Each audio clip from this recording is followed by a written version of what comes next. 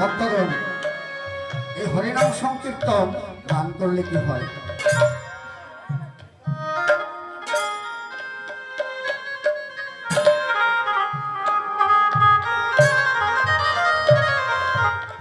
আমাদের 18টি পুরাণের মধ্যে একটি পুরাণ হচ্ছে পদ্ম পুরাণ। এই মনসামঙ্গল পদ্ম পুরাণ নয়। 18টি গ্রন্থের মধ্যে পুরাণের মধ্যে একটি পুরাণ হচ্ছে পদ্ম পুরাণ। এই পদ্ম পুরাণে বলছেন, কি বলছেন, যে হরিনাম সংকীর্তন মহাযজ্ঞ দান করলে কি হয়? কুলং পবিত্রং জননী পিতার্তা বসন্তরসা বসতিশ্চ দন্না নিত্যন্তি স্বর্গে পিতন্তি পিতরং যে মান কুলে বৈষ্ণব নামধ্যায়। হরিনাম সংকীর্তন দান করলে কি হয়? ভব কুল পবিত্র হয়, কুল পবিত্র হয়, কুল পবিত্র হয়, কুল পবিত্র হয়। হরিনাম যজ্ঞের ফলে কুল পবিত্র হয়, হরিনাম যজ্ঞের ফলে কুল পবিত্র হয়, কুল পবিত্র হয়, কুল পবিত্র হয়, কুল পবিত্র হয়, কুল পবিত্র হয়। হরিনাম যজ্ঞের ফলে কুল পবিত্র হয়, হরিনাম যজ্ঞের ফলে কুল পবিত্র হয়। হরি বল, হরি বল, হরি বল, হরি বল, হরি বল, হরি বল। হরিনাম সংকীর্তন দান করলে কুল পবিত্র হয়ে যায়। কোন কোন কুল পবিত্র হয়? পিতৃকুল, মাতৃকুল, শ্বশুরকুল।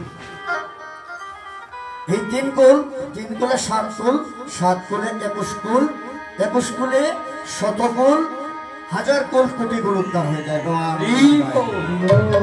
এখন আপনি প্রশ্ন করতে পারেন যে হরিনাম সংকীর্তন মহাযজ্ঞ দান করলে পিতৃকুল, মাতৃকুল, শ্বশুরকুল উদ্ধার হয়, আবার কোটিকুল কিভাবে উদ্ধার হয়?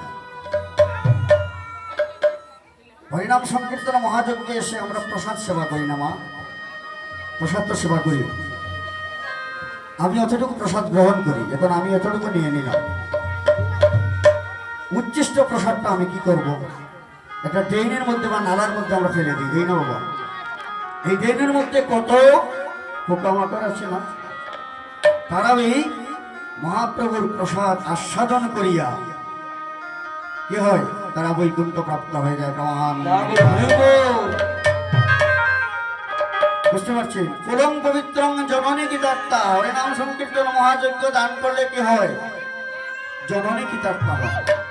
এই যে ধরা দেবী, এই দধিবাণ্ডটা যে আজকে বন্ধন করবেন আমার রঘুনন্দন দাদা, এই ধরা দেবীর কারণে দধিবাণ্ড বন্ধন করা হয়। রাধে রাধে। এই ধরা দেবী একদিন আমার গোবিন্দকে বলছেন, হে গোবিন্দ, আমি ত্রিতাপ জ্বালায় জর্জরিত হয়ে আছি। প্রতিদিন ভক্তগণ আমার উপর অগ্নিবর্ষীভূত করেছে। আমরা করছি না বাবা? অগ্নিবর্ষীভূত করছি না?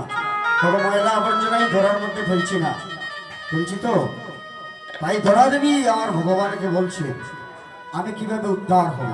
যে কলিযুগে হরিনাম সংকীর্তন মহাযজ্ঞ হবে, আর অধিবাসের রাত্রিতে একটি আবা ফাতিলের মধ্যে দধি কৃত মধু গঙ্গা জল তুলসীপত্র সহিতে যখন 1 দিবা 31 যখন স্থাপন করা হবে, আর এই বান্ডটি যখন শীতল হয়ে যাবে, আর এই হরিনাম সংকীর্তনে এই রঘুনন্দন দাদা এই যখন দধির বান্ডটা ভঞ্জন করবে, তখন ধরা দেবীর মনোবাসনা পূর্ণ হবে। বুঝতে পারছেন? এই হচ্ছে দধির বান্ড ভঞ্জনের কারণ। এবারে আমরা মূল পদে যাই। অবয়স্ত প্রহর হরিনামে যজ্ঞ সম্পূর্ণ কারো, অষ্টপ্রহর হরিনাম যজ্ঞের সম্পূর্ণ কারো, অষ্টপ্রহর হরিনাম যজ্ঞ সম্পূর্ণ কারো। নদীর বান্ড শ্রী সচিনন্দ এবার আনাইলা, নদীর বান্ড শ্রী সচিনন্দ এবার আনাইলা, নদীর বান্ড শ্রী সচিনন্দ। সংষষ্ঠীম ভান্ত ভক্ত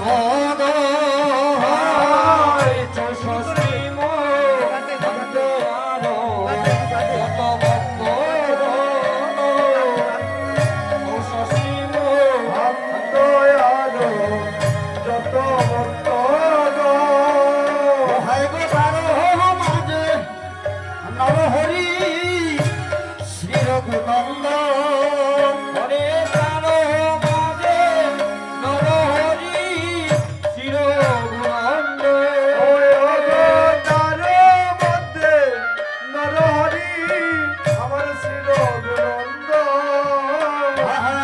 সবে মিলে উচ্চ স্বরে হরি বল হরি বল হরি বল হরি গুণ সবে মিলে উচ্চ স্বরে গায়ে হরির গুণ সবে মিলে উচ্চ স্বরে গায়ে হরি গুণ সবে মিলে উচ্চ স্বরে গায়ে হরি গুণ ভগয়া কহিল ইলা প্রভু মাল্য চন্দন রূপনী